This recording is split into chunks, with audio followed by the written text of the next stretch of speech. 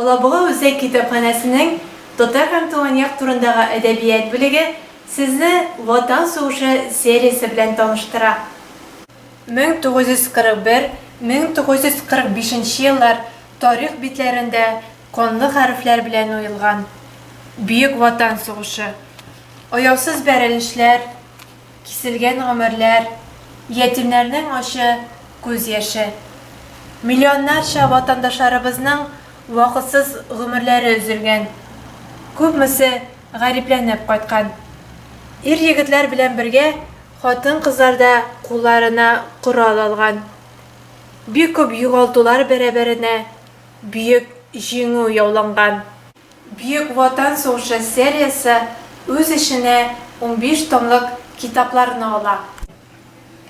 Бу китапларда кулларына корал алып сугышкан, алгы сызыкта көндә үлем белән йөзгә-йөз очрашкан абыйлар, ата-бабаларыбыз сурәтләнә.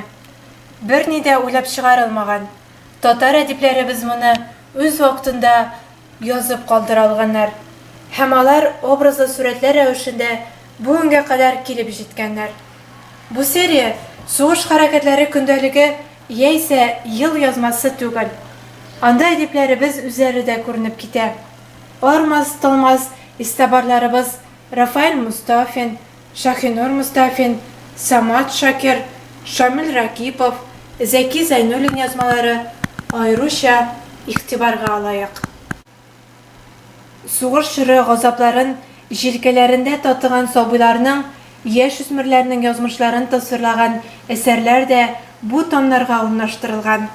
Кыскасы, бу китапларны укыганда күңелләр тетрәнә һәм барыбызга да мондый сугыш дәһшәтләре бер кайчан да кабатланмасын иде дип теләк теләргә генә кала.